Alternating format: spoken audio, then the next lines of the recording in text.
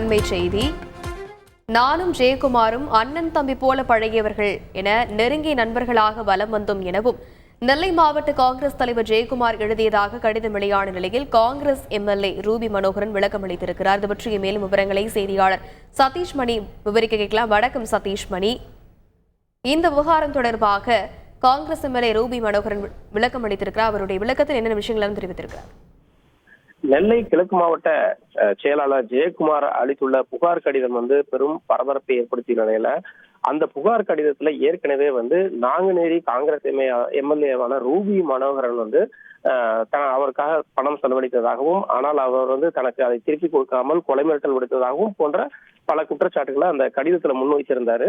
இந்த நிலையில சென்னையில செய்தியாளர் சந்திச்ச நாங்குநேரி எம்எல்ஏ ரூபி மனோகரன் இது தொடர்பான குற்றச்சாட்டுகளுக்கு விளக்கம் அளித்திருக்கிறார். அதுல நானும் ஜெயக்குமாரும் அண்ணன் தம்பி போல பழகி வந்தவர்கள், மிக நெருங்கியமான நண்பர், எனக்காக தேர்தலில் நின்று பல வேலைகளை என்னோட பார்த்திருக்காரு அப்படிங்கிற மாதிரி சொல்லியிருக்கிறாங்க.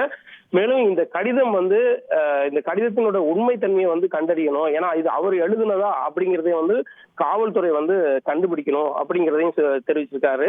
மேலும் எனக்கு அவர் பணம் கொடுக்கவும் இல்லை, நான் அவர்கிட்ட இருந்து பணம் வாங்கவும் இல்லை, நாங்க 2 பேரும் நண்பர்களாக இருக்கும்போது நான் எப்படி கொலை மிரட்டல் விடுப்பேன் அப்படிங்கிற மாதிரியும் அவரோட விளக்கத்தை சொல்லி இருக்கிறாங்க. தொடர்ந்து இதுக்கு பின்னால சதி இருப்பதாகவும் அதனை காவல்துறை கண்டறிய வேண்டும் அப்படிங்கிறதையும் தெளிவுபடுத்தியிருக்கிறாங்க. மேலும் இந்த கடிதத்தோட உண்மைத்தன்மையையும் காவல்துறையினர் தெளிவுபடுத்த வேண்டும் அப்படிங்கிறதையும் அவர்கள் தரப்புல தெரிவிச்சிருக்கிறாங்க. தொடர்ந்து இது தொடர்பாக காவல்துறையினர் ஒரு தெளிவான விசாரணை நடத்தி உண்மையை வெளிக்கொண்டு வர வேண்டும். ஜெயக்குமார் தனக்கு நெருங்கிய நண்பர், அண்ணன் தம்பி போல பழகி இருக்கிறோம், அவர் கட்சி பணியில அவ்வளவு சிறப்பா அந்த மாவட்டத்துல பண்ணியிருக்கார் உள்ளிட்ட பல விவரங்களை அவருடைய விளக்கமா அவர் மீது வைத்த குற்றச்சாட்டுக்கு அவர் தெரிவித்திருக்கிறார்.